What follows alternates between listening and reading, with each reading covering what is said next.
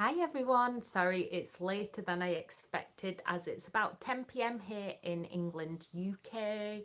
But I've had a super busy day, another busy day of the half-term holidays where I've taken on too much, and because I've got the girls as well, I feel a bit frazzled, and you may be able to hear Ariana snoring in the background, bless her, as she's come for a day out in Sheffield. But this half term, I've been really lucky because I have had help with the kids, thanks to grandparents here and there. But Ariana's been quite off it with really bad cough. She's had it for like months now. Hey, John, watching. And this half term, whenever she sees me, it's like all she sees is milk. She's like a milk monster, a very lovely monster, but a milk monster all the same. And I can see people really looking at me now because she's getting taller and she just literally grabs my top and pulls it down.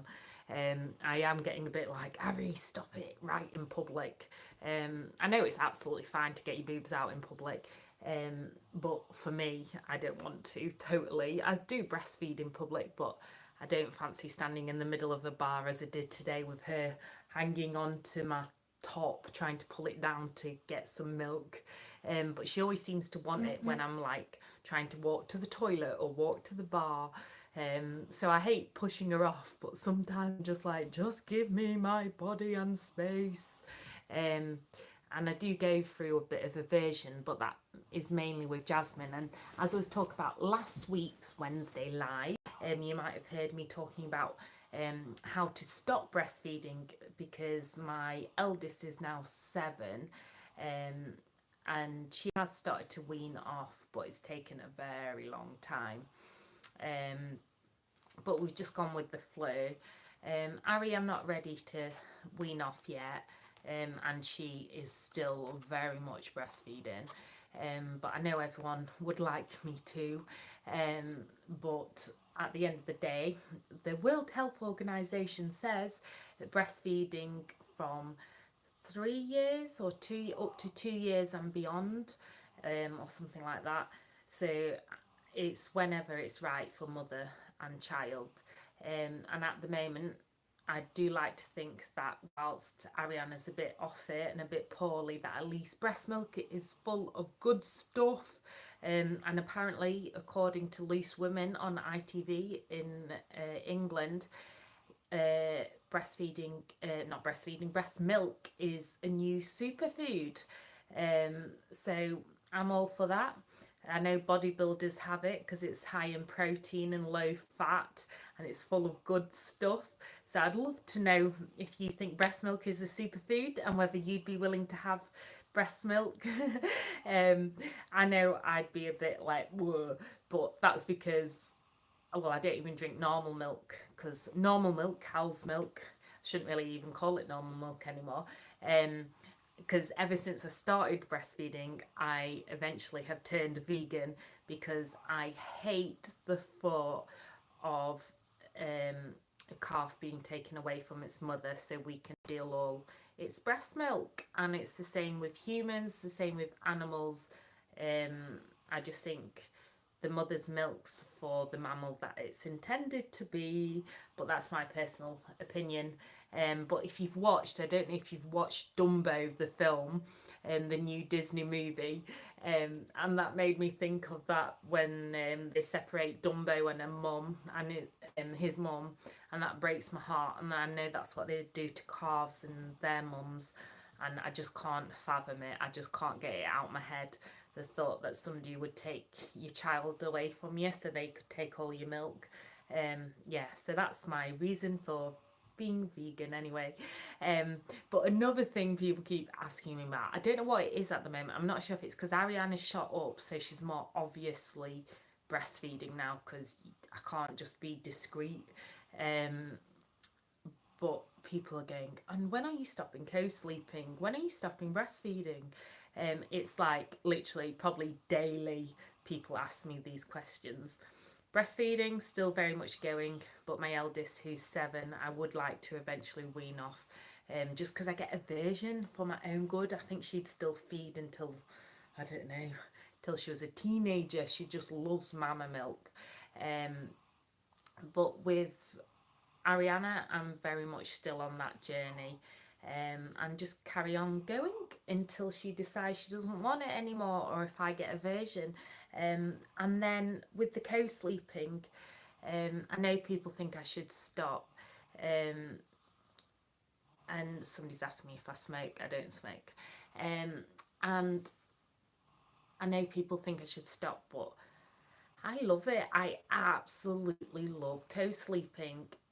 As you can see, Jasmine's not here tonight. She's with her dad in his bed. But I just love snuggling up with my kids, and especially after a day like today, where I've had a lovely day, but I've been in Sheffield, had meetings with my business partner at Vogue Media Group, Blog Up North meetings, shopping, obviously very difficult life, and then eating vegan food, really hard day, but it was still frantic with the girls and stuff, and there's just something really nice and mindful about knowing that you're all just gonna peacefully snooze together. And I love it because if they wake up in the night, I'm just there. I People think it's hard work co-sleeping, but I actually find it a lot easier. I don't know how I would cope with parenting without co-sleeping, because I'd have to actually get up in the night. So especially as Ari's been poorly, she's still got this cough. I am going to have to call the doctors because it's been a couple of months now. She's still got this cough, and I just think, well, if I wasn't co-sleeping, I'd be up constantly, because she just wants milk, and she just constantly wants me and affection, which don't we all when we're poorly, especially when we're little and poorly. But with Ariana, I'm particularly concerned, close. I don't know the word, because it was about bye James. Yeah, and with Ariana, it was about 4 years ago. I don't know if you've watched my Save My Baby video. I will put a link below. But 4 years ago, she stopped breathing and started bleeding from the nose and mouth, and was in need of resuscitation. Bye, James. Was in need of resuscitation. And that changed my life, having her in intensive care. And I said that if she ever recovered, things would change, and that I'd make the most of every day, which I haven't totally. But there's something like sharing a bed together and stories, bedtime stories. It's just really special, and we won't get these days back.